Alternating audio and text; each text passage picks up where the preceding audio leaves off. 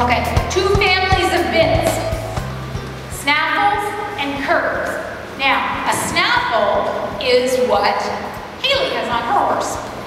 A snaffle has everything to do with leverage. Snaffles have no leverage. Now when I talk about leverage, I talk about like a crowbar or a hammer. All right? That long handle helps you pull out the nail because it gives you leverage. Now this curved bit, you can see Amanda has leverage on this bit. So she's got a shank and she's got a curved shank.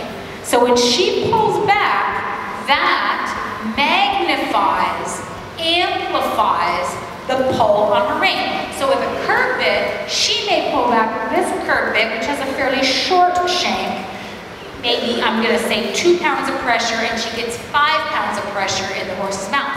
Whereas Haley pulls back with 2 pounds of pressure, she's going to get 2 pounds of pressure in the horse's mouth. All right? So, I see some people, hear some people, make the mistake of calling a bit like Amanda's because it's got a jointed mouthpiece, a long-shanked snaffle. A snaffle is a non-leverage bit. It has nothing to do with the jointed middle. So you can have a solid mouthpiece snaffle bit, or a double jointed mouth, or a triple jointed mouth, or a bunch of little links joined together. It's nothing to do with the joints. So a curve and a snaffle. Now I'm not going to get into a whole lot of details about bits because that's a whole other talk.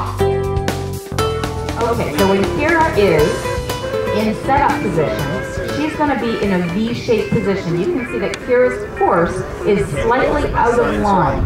So he needs to be absolutely straight, and Kira will need to move over just a little bit more close to the horse. There we go. So that's a very distinct body position. Now when Kira goes to turn and back up, she's going to turn her body position so that the horse recognizes this is different, I need to be backing up.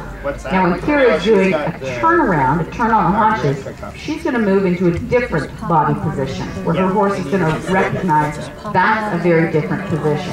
And when she's walking forward, she's going to turn. There you go, and walk forward.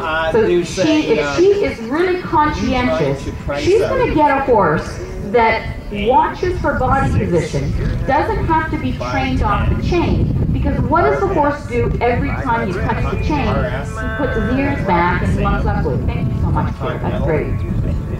And every time you touch the chain, your horse's nose is going to come in, his neck is going to shorten, and his ears are going to go back. And of course, we all know that that is not something that we want in a halter horse.